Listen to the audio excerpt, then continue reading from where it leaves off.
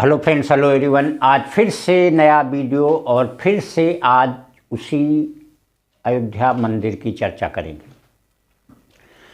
सभी लोग जान ही रहे हैं, बताने की ज़रूरत नहीं कि कितना भव्य मंदिर, जो कि हमारे मर्यादा पुरुषोत्तम श्री राम, जो लोगों के दिलों में जिनकी आस्था है, कितना उनके प्रति समर्पण है, कितना उनके प्रति इज्जत है और किस तरीके से लोग उनको मानते हैं, ये किसी को बताने की ज़रूरत नहीं। अब जब मंदिर बन रहा है, प्राण प्रतिष्ठा की डेट आ गई है जो कि 22 जनवरी है, उस पे ये तो एक तरीके का दुनिया का दस्तूर है कि कोई भी काम अगर दुनिया का होता है तो कुछ लोग उसके फेवर में होंगे, कुछ उसके अगेंस्ट होंगे। वही काम हो रहा है कि जो भी मंदिर का बनना, पहले तो मंदिर को एक न्याय के थ्रू सुप्रीम कोर्ट से ये सिद्ध करवाना कि यहाँ पे मस्जिद नहीं, ये एक्चुअल में हिंदुओं के भगवान राम, उनके आदर्श भगवान राम का ही मंदिर था, जो कि सदियों पुराना मंदिर।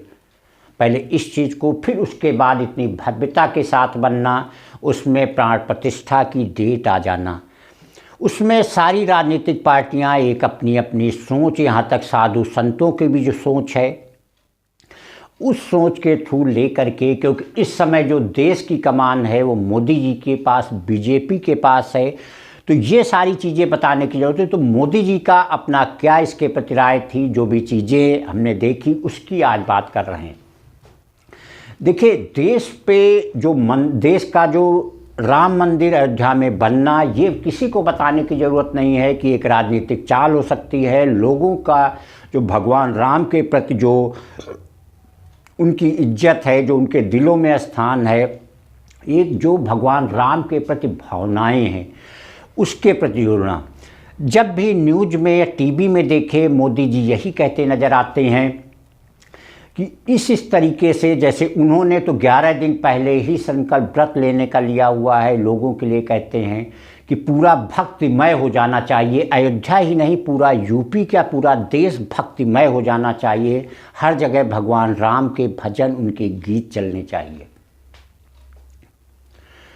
जितनी राजनीतिक पार्टियां जो इसके विषय में बोल रही कि बात सही नहीं है, ये बात ऐसे होनी चाहिए, अभी प्राण प्रतिष्ठा नहीं होनी चाहिए, उस पर मोदी जी ने यही कहा है कि मंदिर का बनना, कंप्लीट होना ना होना, ये एक अलग की बात है।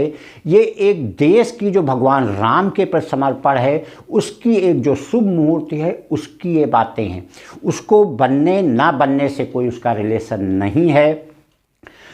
और जो भगवान राम की चीज़ है, उस चीज़ पे राजनीति करना, भगवान राम किसी जाति के नहीं हो सकते, किसी पार्टी के नहीं हो सकते, किसी विशेष व्यक्ति के नहीं हो सकते, वो अयोध्या के या यूपी के नहीं बोले जा सकते, वो तो पूरे देश के हैं।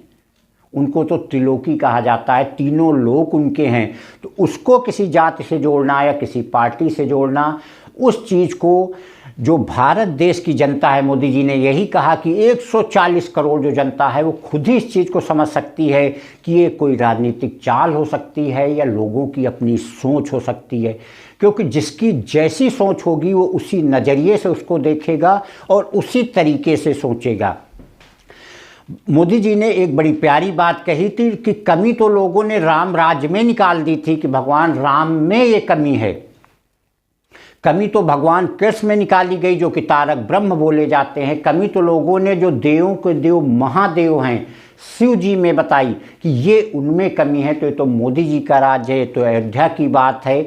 जब उनके कार्यकाल में, जब बीजेपी के कार्यकाल में, मोदी जी के कार्यकाल में, जब मंदिर का अलग होना, मस्जिद से अलग होना, उसका बंटवारा होना कि नहीं हिंदुओं का है, उसके बाद भव्य मंदिर बनना, तो इन सब के बावजूद उसको राजनीति से जोड़ना कि केवल प्राण प्रतिष्ठा उनकी राजनीति है, वो अपनी पार्टी को उठाना चाह रहे हैं, अपनी पार्टी को बढ़ाना चाह रहे हैं, इसका कहीं कोई रिलेशन नहीं हो सकता है। मोदी जी ने फाइनली यही कहा है कि लोगों की भावनाएं हैं, भगवान राम के प्रति जो एक भावनात्मक लगाव है, जो उनके प्रति एक श्रद्धा है, जिस तरीके से लोगों के दिलों में भगवान राम का स्थान है, जिस तरीके से उनकी मर्यादाओं को मानते हैं लोग, उसको फॉलो करने की कोशिश करते हैं, ये एक उसका सिंबल है।